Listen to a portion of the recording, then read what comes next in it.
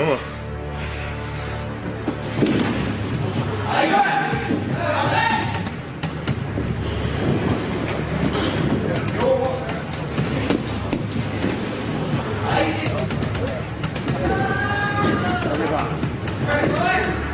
I genuinely feel like I've been in a car accident. But we didn't just come here to warm up. We need a move, a quick surprise attack, one that came directly from the battlefield to the dojo. That move is a choke called Okiri Irijimi, and it's a killer. Literally. I see a lot of veins in his head. Let's try that, Bill. Getting dominant position is critical to securing the choke. Once you're positioned behind your opponent, you roll forward using your momentum multiplied by the leverage of your leg to bring him to his back. Then, you wrap your legs around his body, forcing his arm upwards while your hand pulls his gi across his neck. You use the strength of your legs to maintain your dominant position while you secure the choke.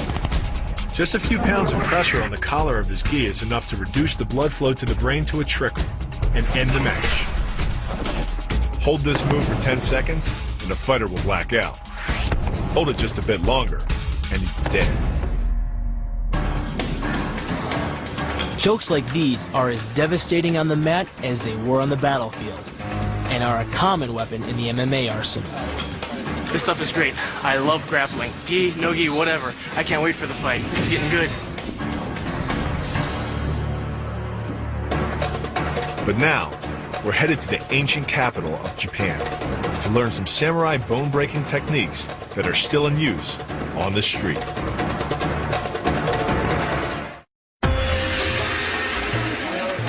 To learn another move that will help us in our fight against a judo champion, we hopped on one of the fastest rides on the planet, the high-speed Shinkansen bullet train. It's been clocked at test speeds in excess of 275 miles an hour. Today, our destination is Japan's former imperial capital, Kyoto.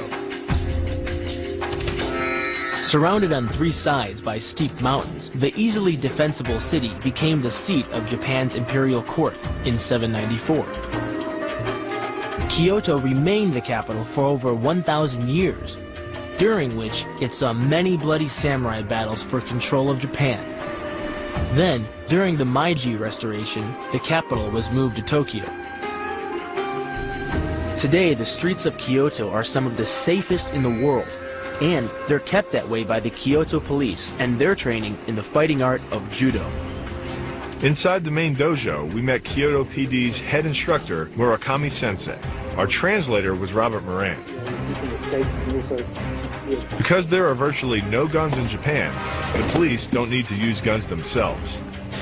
Instead, they're able to use judo techniques to bring in the bad guys.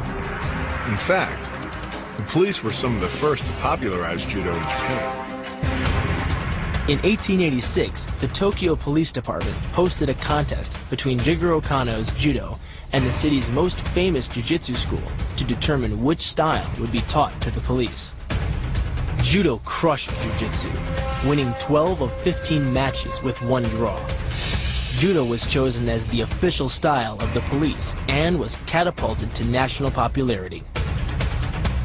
We got changed to start training, but quickly learned this aggressive style is just as tough on the mat as it is in the real world. Can we see that one again?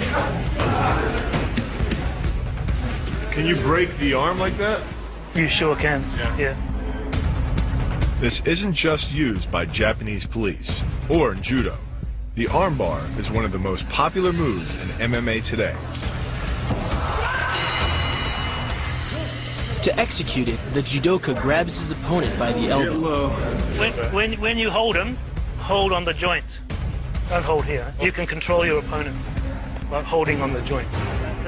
Then uses his legs and body weight to drive him to the ground. Hold the ankle, and then roll him over. With a thrust of his hips, his opponent's elbow is stretched to its breaking point. Now, important to have the thumb pointing up. Right. And raise your hips. Raise your hips. He's 70 kilos, I'm 125 kilos. It doesn't really matter when it comes down to an arm bar. It's all about your joint and whether you want your arm the way it's supposed to be for the rest of your life. So you got no choice but tap, tap, tap, tap. I feel like I'm a tap dancer here. There are lots of ways to get your opponent into position for the armbar. Very crucial. But the most dynamic is to grab both his wrists and fall backwards. Then use your weight and the force of gravity to pull your opponent to you, catching him with your legs and slamming him to the mat. Keeping his elbow isolated at your hips and his wrist at your chest. By bending the elbow across the fulcrum of your hips, you're subjecting the weak joint to the leverage of two strong forces. The pull of your thighs on his shoulder and your hands on his wrists. As little as 1,000 pounds of force can be enough to destroy the elbow. The leverage of the armbar can supply much more than that.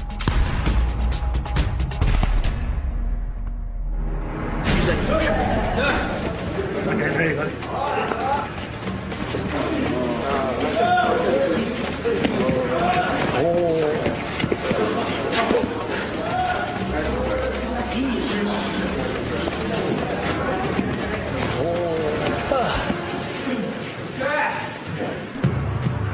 Next, we headed to Kyoto's Center of Traditional Martial Arts, the Budokuden. Established in 794 AD by Emperor Kanmu, the Budokuden was a training facility for his new legion of skilled warriors. Warriors who were to become the samurai. Though samurai armor was often made of leather, silk, and brass instead of plate steel, the entire kit could still weigh as much as 60 pounds. Which is why jujutsu had a technique designed specifically to use an attacker's own weight against him. It's called a sacrifice throw. The head of the Kyoto Judo Association, Onishi Sensei, showed us a sacrifice throw still used in judo called tomoe nage. To execute the tomoe nage throw, a judoka uses his opponent's forward momentum and his own body weight. Push him back, and then he's going to resist, and at that time you drop down. Falling backwards as your opponent charges pulls your opponent off balance. Then, you drive one leg into his midsection to guide his momentum, lifting his center of gravity up and over and hurling him to the mat. You're using your legs only.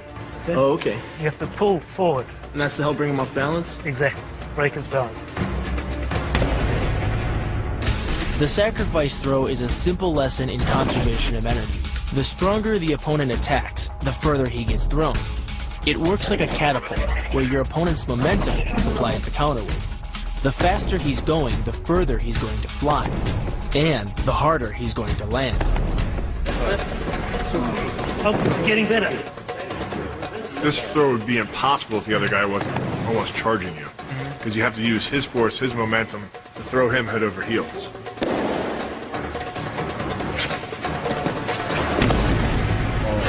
Is that better?